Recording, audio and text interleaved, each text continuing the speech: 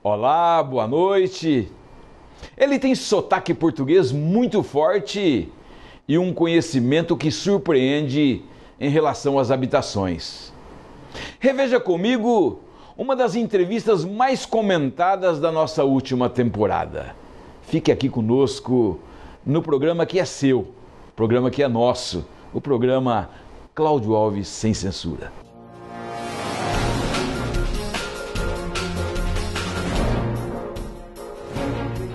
O programa de hoje tem um convidado internacional. Nós recebemos aqui em nossos estúdios o ilustre professor José Antônio Bandeirinha. Ele é da Universidade de Coimbra, em Portugal, e durante um evento realizado pela UNEMAT, pela AENOR, que é a Associação dos Engenheiros e Arquitetos do Norte do Estado de Mato Grosso, pela Universidade Federal, fez uma pausa para conversar com a gente. Olá, professor. Seja bem-vindo. Satisfação muito grande poder, nesta noite de hoje, pelo Sistema Brasileiro de Televisão do Grupo Roberto Dorn de Comunicação, poder levar essa entrevista para todos os cidadãos de Mato Grosso. Seja bem-vindo. Muito obrigado, eu é que agradeço o acolhimento e agradeço também a oportunidade de poder conversar e tenho muito prazer em estar aqui neste programa. Ok. Nós vamos discutir aqui sobre programas habitacionais no mundo, a nossa realidade também, vamos falar um pouco aqui do centro-oeste do Brasil e o futuro das habitações. Professor, eu quero, no início do nosso diálogo, do nosso bate-papo, perguntar para o senhor sobre a história. Historicamente, como é que foi tratada, como é que é tratada a questão da habitação no mundo?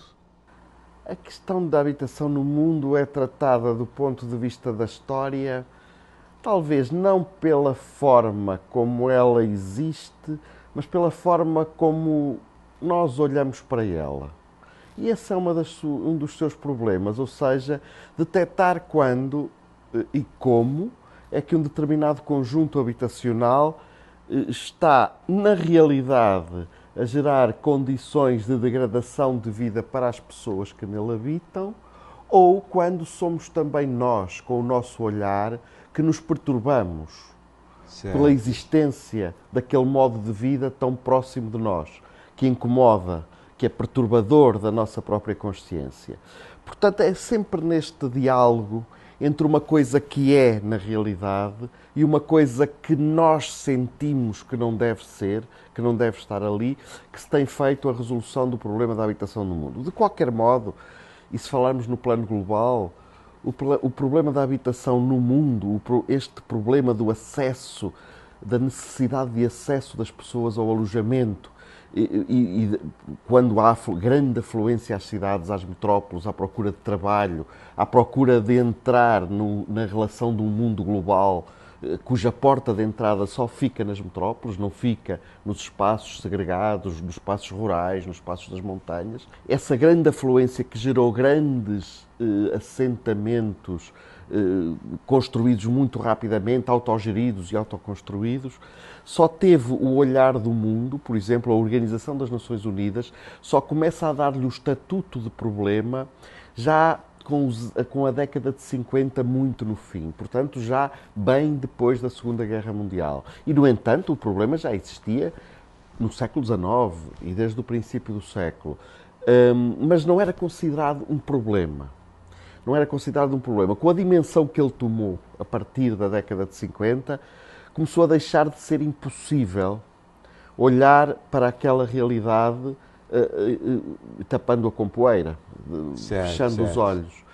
E a própria ONU resolve criar um gabinete para estudar os problemas habitacionais no mundo, que eram gravíssimos em todo o mundo, talvez tivessem uma acentuação maior na altura já no Sudoeste Asiático e na Índia, mas também em África, na América Latina e mesmo nos países ditos desenvolvidos, na Europa e nos Estados Unidos, havia gravíssimos problemas habitacionais. E é a partir dessa altura que realmente o problema em si se transforma num problema global. Professor, eu queria falar, por que os governantes passaram a ter uma preocupação direta com a questão da habitação no mundo? Alguma influência com relação à falta de habitação, com a criminalidade, com o problema da saúde pública? O que levou eles a se preocuparem da década de 50 para cá, já que, como o senhor disse, antes não tinha essa preocupação? Como diz um grande pensador do século XIX, a habitação degradada começa a ser um problema quando as classes instaladas na proximidade sentem a insalubridade, sentem a epidemia, sentem o cheiro. E aí ela transforma-se num problema e tem que ter rapidamente uma resolução pelos governantes para o bem-estar público. Talvez mais das pessoas que estão ao lado do que as que habitam realmente. E, portanto, correndo o risco de ser muito injusto, como são todas as generalizações, mas em grande parte das vezes os políticos interessam-se pela resolução daquele caso, não por aquilo que essa solução possa ter como virtude e bem para as pessoas que lá habitam, mas como pressão daqueles que, na verdade, o elegem e que habitam os bairros perto e que já não suportam aquela proximidade.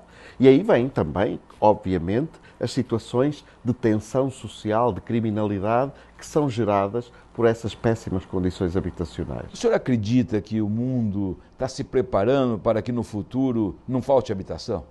É muito difícil, sabe?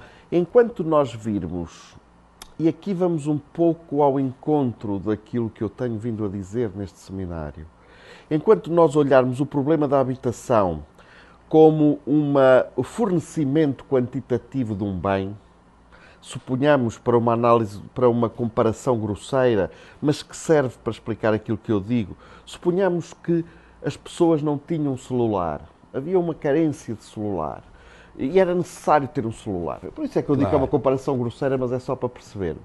E então a solução está em comprar milhões de celulares, ou quem diz celulares diz laptops, computadores pessoais, e fornecem-se esses computadores.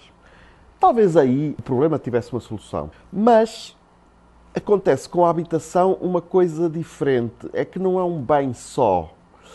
Habitar, ter o nosso espaço de privacidade, é o contraponto do nosso espaço de socialização. Ou seja, por isso é que a sociabilidade nos bairros mais degradados é tão problemática e se dá à criminalidade. Porque o nosso espaço de privatização também não é perfeito, está longe de ser perfeito. Entendi.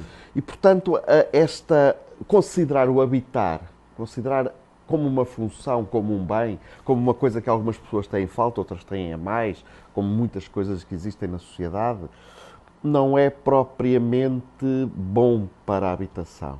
É preciso que as pessoas se sintam pertença de um lugar. E esse lugar é a nossa casa, a casa de cada um de nós. A que o senhor atribui essa questão da carência de moradias no mundo? É uma questão da migração da população da área rural para a cidade? Ou é o próprio crescimento populacional? Ou um despreparo completo da classe governante mundial que ocasionou essa carência? São muitos fatores, todos juntos, todos esses que disse. É também um outro, se me permite, que é a necessidade de algumas populações localizadas em zonas muito recônditas afluírem, isso é muito notório, por exemplo, em África, afluírem a uma espécie de porto, normalmente uma cidade, que tem um aeroporto, que tem uma possibilidade de os transpor para um mundo global, para um mundo mais desenvolvido, para um mundo que eles sabem que existe e que a única possibilidade que têm de aceder a ele é entrar por essa porta. E essas cidades, que são portas de entrada no mundo global, começam também a encher, a ficar completamente compactas de gente. E depois o mercado não está feito para este tipo de procura. O mercado está sempre feito para uma procura direta, para uma procura que faça crescer diretamente o lucro, coisa que estas populações de baixa renda não fazem. Exatamente. Por isso que o Brasil, por exemplo, talvez esteja na vanguarda do estudo sobre essa problemática. Estamos num momento, creio eu, no Brasil, como em todo o mundo, e isto não significa um momento de atraso, pelo contrário, no Brasil significa até um momento de algum avanço, em que estamos a começar a dar os primeiros passos nesse sentido. Não é fácil, porque as empresas não estão vocacionadas para este tipo de mercado. As empresas estão vocacionadas para um mercado mais fácil. Compram um terreno barato, acrescenta-lhe mais-valia pela construção, pelo tipo de segurança que gera, pelo tipo de conforto que gera. Quando o senhor diz que as empresas não estão preparadas, o que o senhor quer dizer com isso? Quero dizer que não estão vocacionadas para o mercado de baixa renda. Estão vocacionadas para o mercado, quando muito, de média e de alta renda. É esse mercado, no fundo, que as gerou. É esse mercado que as faz. E o Brasil tem tentado que as empresas se aproximem do mercado. Uma falha da comunidade científica? Também, de certa maneira. Mas, sobretudo, talvez uma crença demasiado forte na capacidade de regulação do mercado em livre circulação. Ok. O programa de hoje trata ainda sobre habitações no centro-oeste do país e como deveria ser a relação de loteadoras, construtoras e os governos. Você está em boa companhia. Permaneça com a gente. Voltamos já. O programa Cláudio Alves, Sem Censura, volta já. Fique sabendo sem censura. Um oferecimento. Sonoticias.com. As principais notícias de Mato Grosso. A pobreza no Brasil não resulta das disparidades entre o mundo rural e o mundo urbano. No mundo inteiro, houve e há problemas de déficit habitacional. Mas todos os países em que houve e há políticas de financiamento da construção resolvem parcialmente ou pelo menos evitam o agravamento do problema.